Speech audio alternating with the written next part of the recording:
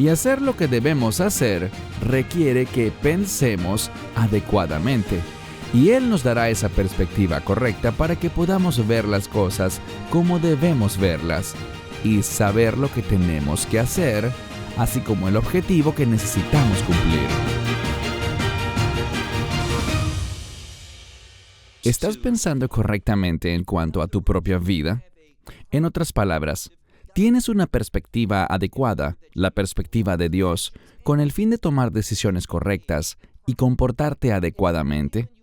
Solamente cuando entiendes las cosas desde el punto de vista de Dios, es que podrás comportarte correctamente y, al final, cumplir el objetivo de Dios para tu vida.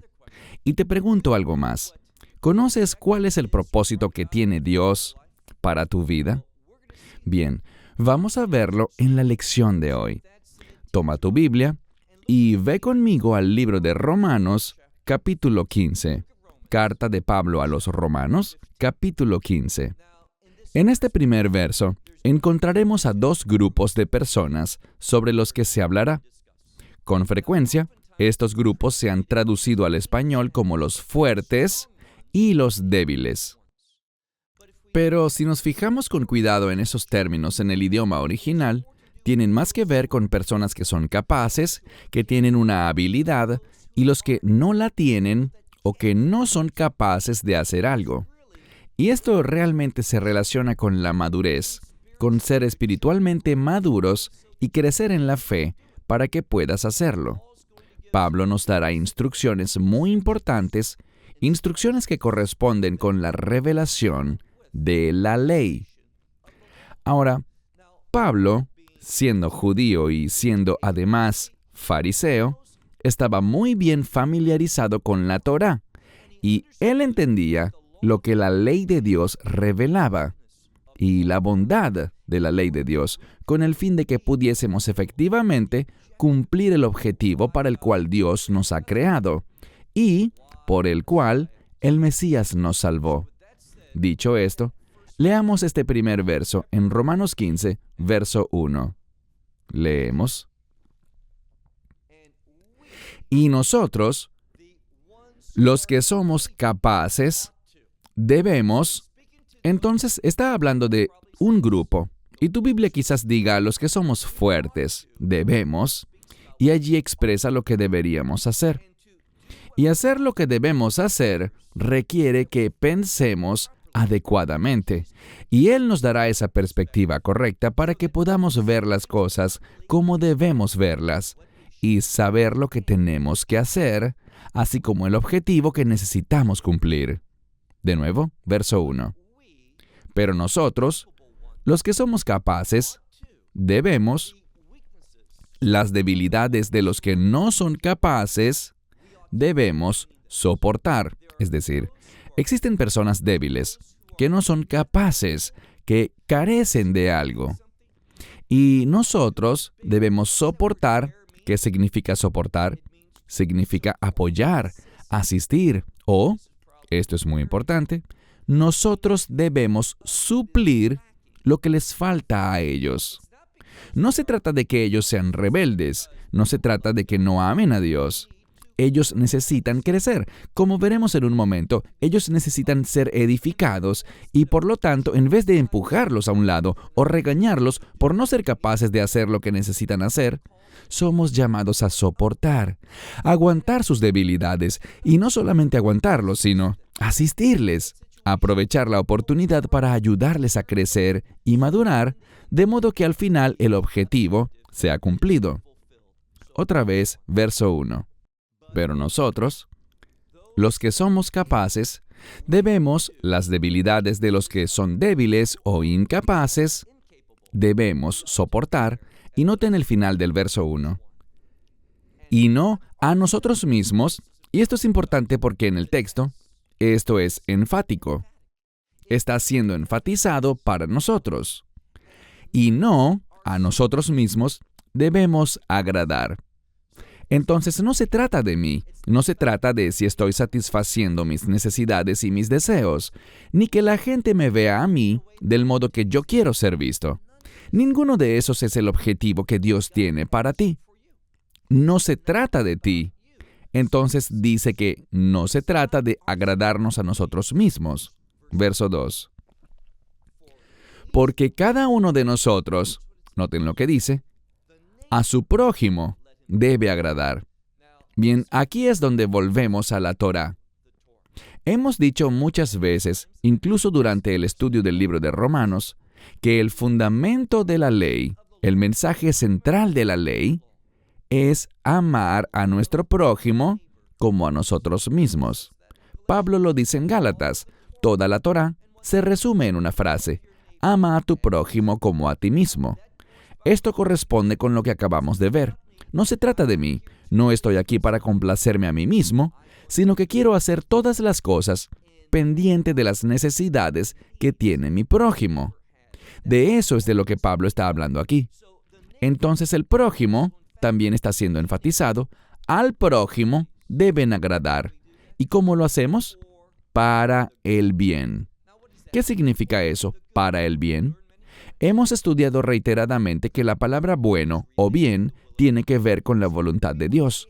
Queremos conducirnos de un modo que dé como resultado el cumplimiento de la voluntad de Dios en la vida de la persona, que ellos cumplan el objetivo, que ellos caminen de un modo que cumpla el propósito de Dios para sus vidas.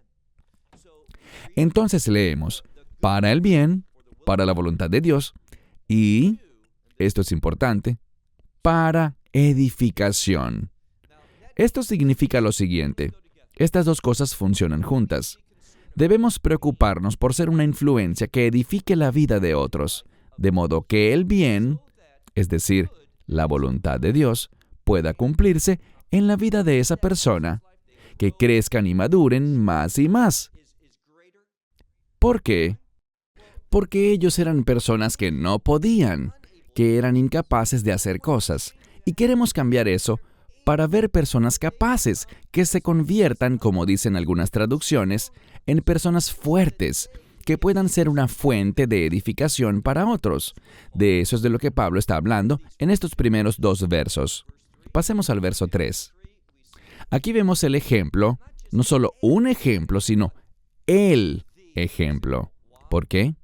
Porque se relaciona con nuestro Mesías, Yeshua.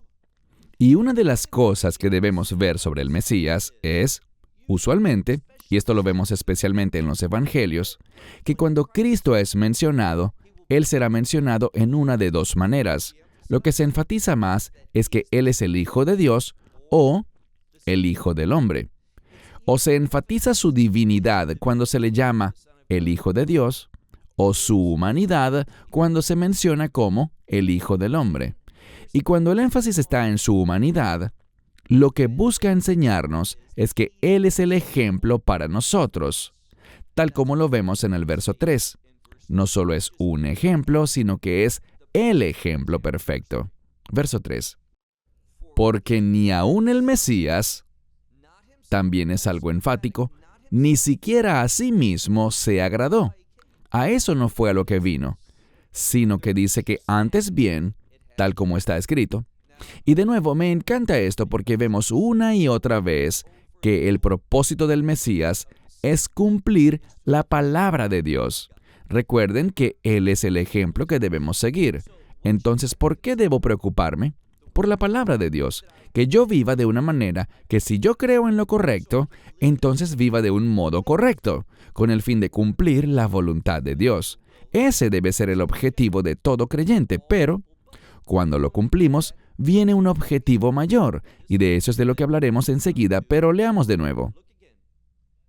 Antes bien, tal como está escrito, los reproches de aquellos que te reprochaban cayeron sobre mí.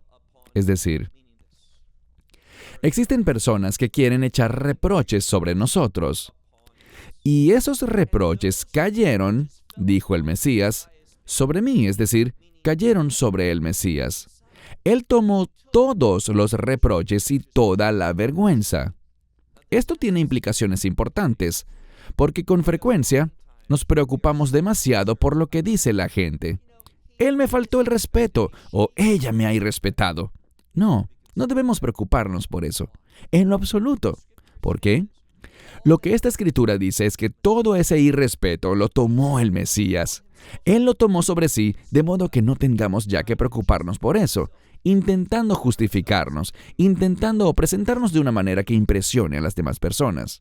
No, debemos tener mentalidad de reino, y cuando tenemos mentalidad de reino, tendremos una perspectiva diferente. Hablaremos más al respecto en un momento. Pasemos ahora al verso 4. Porque lo que se ha escrito, todo lo que ha sido escrito en la Biblia, ese es el contexto, para su instrucción ha sido escrito. Ahora, ¿para su instrucción con qué propósito? Bien, en vez de pensar en ti mismo, de pensar en lo que tienes y en lo que no tienes, en si te respetan o te faltan el respeto, ¿en qué deberíamos pensar? Noten lo que dice. Esto es importante. A fin de que por la resistencia, o la paciencia, o perseverancia, como quieras traducir esta palabra, a fin de que por la paciencia y el consuelo, y esta palabra puede significar también el ánimo de las Escrituras, tengamos, oye bien, tengamos esperanza. Entendamos algo. El término esperanza es un término de reino. Existen tantas palabras en la Biblia que se relacionan directamente con el reino de Dios. Verás, esperanza es un término de reino porque en el reino hay bendiciones. En el reino es donde recibiremos las promesas de Dios. Me dirás, pero Dios me bendice en este mundo. Así es, pero esas bendiciones son temporales. Es decir, se desgastarán, desaparecerán, se acabarán. Son temporales, pero las bendiciones que recibiremos en el reino son eternas. Noten el contexto. Dice aquí que debemos perseverar o resistir. Algunas Biblias dirán tener paciencia. Si tenemos paciencia, recibiremos ánimo. ¿Para qué? Para que como resultado de la obra de Dios, tengamos esperanza, la esperanza de que experimentaremos el reino. Y es una esperanza segura, está garantizada porque la esperanza bíblica siempre está arraigada en las promesas escritas de Dios. Y una de las mayores, o la mayor de todas, es el Evangelio. Debido al Evangelio, y Dios no miente, yo estaré en el reino de Dios, donde se hallan las bendiciones eternas. En eso es en lo que debo enfocarme, y no en este mundo, en lo que tengo y no tengo. Por esto perseveramos, porque esperamos esa experiencia del reino, esas bendiciones del reino. Verso 5. Pero el Dios de paciencia, o el Dios de perseverancia o de resistencia, y de consuelo, Él les dará a ustedes, ¿qué les dará? Él les dará la misma manera de pensar unos por otros, de acuerdo con, y aquí de nuevo vemos el ejemplo perfecto, de acuerdo con el Mesías Yeshua, Jesucristo. Somos llamados a pensar como Él piensa, a perseverar y vencer las batallas de este mundo, porque existe un reino venidero. Este mundo se terminará. Y si no se termina mientras yo viva, mi vida terminará en este mundo. Mi esperanza es que, en este momento, durante esta grabación, tengo 58 años. Las estadísticas dicen que yo tengo, idealmente, 20 años más de vida. ¿Para qué voy a desperdiciar esos 20 años pensando en qué puedo ganar y qué no? Es una tontería. No me preocupan esos 20 años que quizás me queden de vida. Lo que me preocupa es la eternidad. ¿Qué son 20 años comparados con toda la eternidad? Ese es el mensaje que Pablo nos está dando. Entonces, el Dios de perseverancia y consuelo les dará a ustedes esa misma manera de pensar unos por otros, de acuerdo con el Mesías Yeshua. Verso 6. Con el fin de que, y tenemos dos palabras, la palabra para pasión o deseo, y el término griego homo, que significa igual, que tengamos un deseo igual, o similar, o parecido. Tenemos el mismo deseo, y a una voz, ¿qué hacemos? Bien, recuerden que hemos hablado del objetivo. ¿Qué deberíamos estar haciendo? ¿Qué nos debería preocupar? ¿Qué queremos lograr? Y aquí está. Se trata de tener el mismo objetivo, apasionados por él, andando en una misma mentalidad, todos unidos a una voz. ¿Haciendo qué? Glorificando a Dios, al Dios y Padre de nuestro Señor, el Mesías Yeshua. Ese es mi objetivo en toda circunstancia, que yo sea usado con el fin de que Dios sea glorificado. Ese es nuestro objetivo. No importa lo que reciba o no reciba, lo que pierda o lo que gane, nada de eso importa. No importa si me respetan o me irrespetan, si me honran o me deshonran.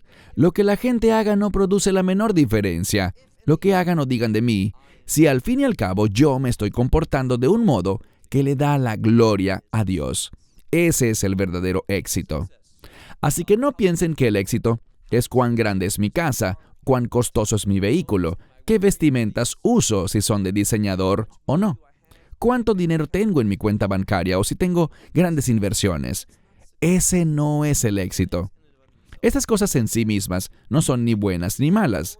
Pueden ser usadas para la gloria de Dios también, pero lo importante es esto. ¿Estoy comportándome haciendo cosas que le dan gloria a Dios? Eso es lo importante. Hola, ¿sabías que puedes ver este video y otros dentro de nuestro canal de YouTube? Nada más recuerda suscribirte a nuestro canal y activar la campanita para que te puedan llegar las notificaciones cada vez que cargamos un video nuevo y puedas ser el primero en verlo y disfrutar de todo nuestro contenido.